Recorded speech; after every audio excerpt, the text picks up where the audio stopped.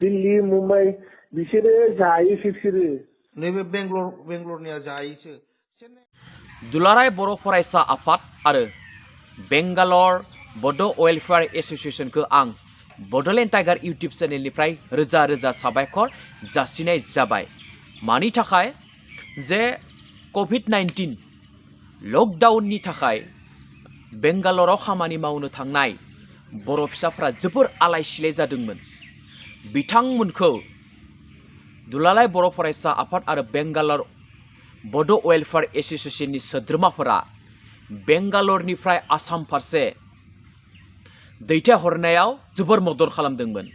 बिथांमोना गासै गंबा बासाव आसामनि बर' फिसाफोरखौ आसामसिम दैथायहरबाय आरो गंब्रै ट्रेनाव बर' फिसाफोरखौ फैनायाव जोबोर मदद खालामदों। बेफोरबायदि मोनसे आफादखौ मनन्जय दैमारिया साननैसो सिगां मा होननानै बुंदोंमोन, फैसा खाङो आरो जायो होननानै जोबोर मोनसे गाज्रि बदनाम खालामदोंमोन। बियो जेब्लाबो नङा रायजोफोर, आसामनिफ्राय बेंगालराव खामानि मावनो थाहैनाय बर' फिसाफोरखौ बेंगालर बड' वेलफेयार एस'सिएशना गोबां मदद खालामगासिनो दङ। गोबां सोरबा हस्पिटालाव थानाय सुबुंफोरखौबो बिथांमोना हेफाजाब खालामो, नायहोयो। आलाय सिलाय जानानै थाहैनाय बर' फिसाफोरखौबो बिथांमोना जोबोर मदद खालामदों। आरो दाथ' गंबा बासाव आसामाव दैथायहरबाय खामानि मावनो थांनानै आलाय सिलाय जानायफोरखौ। अब्ला बेफोरबायदि मोनसे गोथार आफादखौ माबायदि एसेबां बदनाम खालामनो हायो?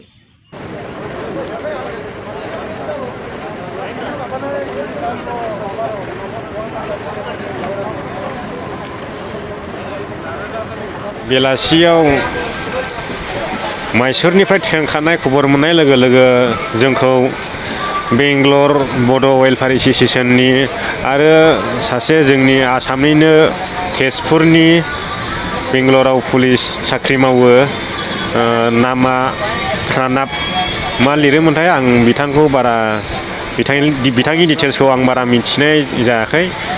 नोंथांमोननि सिगाङाव होजोबनो हानाय नंला। बिथांमोना दिनैहाय जोंखौहाय ओरैबायदि मदद खालामबाय, जोंखौ इमारजेन्सिलाबो जों गासैबो गार', मिसिं, बर', असमिया, आसामिस लानानै 50 जन जों दाबसे रुमावनो दङमोन। दा जोंखौ बिथांमोना गासैखौबो मदद खालामनानै दिखोहरबाय। बिनि थाखाय बिथांमोननिसिम रोजा रोजा साबायखर बावनाय थाबाय। जाहाथे बिथांमोना इयुनावबो जोंनि अनगायैबो आरोबाव गुबुनफोरखौ बेबायदि हेफाजाब खालामनानै थिनहरनो हायो आरो बिथांमोनजों अरायसम इसोरा लोगोसे थाथों आरो बिथांमोननि सायाव बोर होथों, बेखौनो जों आसा खालामो आंनि गोसो गोरबोनिफ्राय।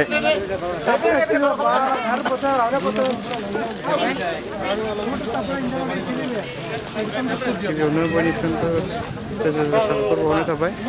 जोङो दिनै आगोबार दिनै आसामाव थांनायनि थाखाय जायफ्रा थांनो दिनै रेडि जादों, दा बिथांमोनखौ जोङो न' फारसे दैथायहरनो थाखाय ट्रेनाव जों रेडि खालामगासिनो दङ।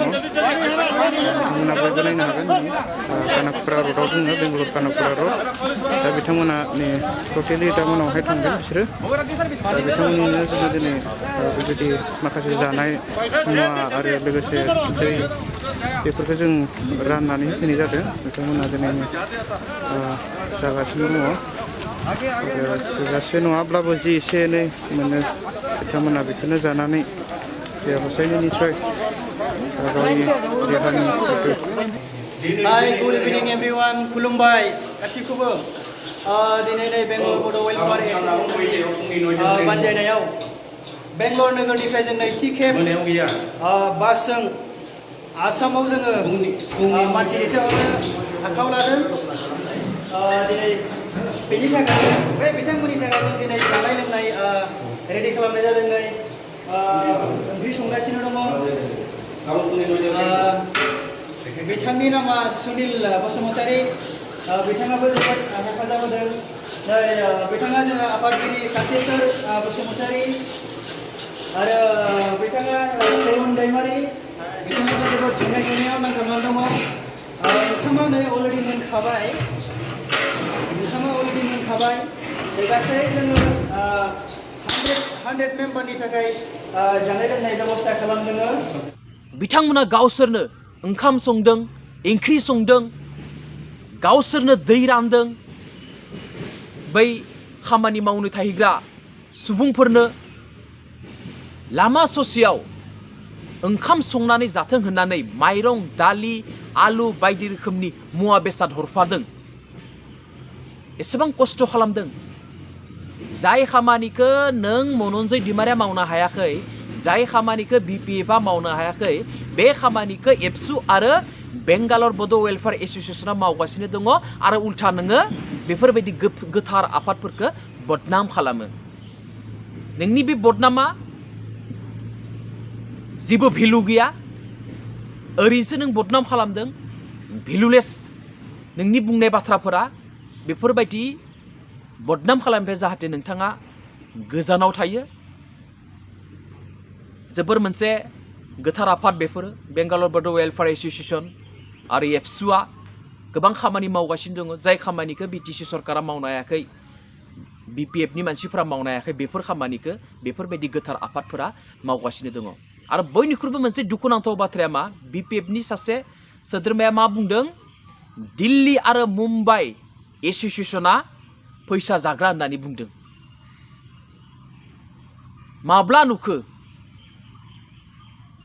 नों एन्सार होनांगोन माब्ला नुखो बे मुम्बाइ आरो दिल्ली एस'सियेसना माब्ला फैसा खांनानै जाखो मा प्रुफ दङ होनांगोन जोबोर दुखुनांथावना नोंथांमोना नै अडिअखौ खोनासंनानै ला नैबे बेंगलर बर' ससाइटिया आं मोनसेबो दोना माने जाजोबोसो थारमाने जाहरो स्लिम थिनो रोङा आरोखि थिनो रोङा थारमाने इमारजेन्सि माबानि थाखाय जे कालेक्ट खालामनानै दोननांगौ गावसिनि गेजेराव एथ' बिसोरो 13-14 हाजार मानसिनो 1 थाखा खांनानै दोनबाबो बिसोरनाव 13,000 थाखा थानांगौ होमबा बेबायदिबो थाखा थाया आरो बिसोरनाव खिन्थु मालाय मुम्बाइ खालामनो हायो बिसोर जायोसोलै दिल्ली मुम्बाइ बिसोरो जायो बिसोरो नैबे बेंगलरनिया जायोसो नोंथांमोना अडिअखौ खोनाबाय फन रेकर्डिंखौ खोनांबाय बेयाव मा होनना बुंदों मुम्बाइ आरो दिल्लीया फैसा जाग्रा होननानै बुंदों मानो बुंखो बेनि एन्सार होनांगो रायजो राजाफोरा बेनि एन्सारखौ नेनानै थागोन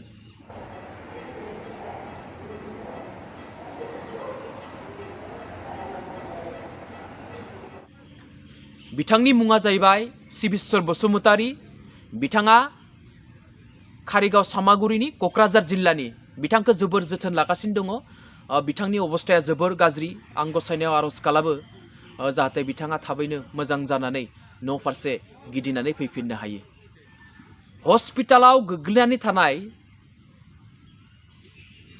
नैबे बर' फिसाखौ बेंगालर बड' वेलफेयार एस'सियेसननि सोद्रोमाफोरा बोरैहाय ओंखाम दौहैदों नोंसोर बेफोरबायदि खस्थ' खालामनो हागोन ना मनन्जय हस्पिटालाव गोग्लैना थानाय सासे मानसिखौ ओंखाम दौहैदों जोथोन लाहैदों गावनि आंगो बिफं एबा बिदा होननानै अब्ला बेफोरबायदि मोनसे गोथार आफादखौ एसेबां बदनाम खालामो रायजोफोर नोंथांमोना खोनासं बेंगालर बड' वेलफेयार एस'सियेसना फैसा खांनानै जाग्रा मोनसे एस'सियेसन नङा बेयो बर' हारिनि थाखाय गोबां खामानि मावग्रा मोनसे आफाद जायफोर बर' फिसाफोरा बेंगालराव थांनानै आलाय सिलाय जाहैयो बिसोरखौ मदद खालामग्रा आफाद जायफोर बेंगालराव खामानि मावनो थांनानै न' फारसे दा लकडाउननि समाव फैनो हायाखै बिथांमोनखौ दैथायहरनायाव बिथांमोना जोबोर खामानि मावदों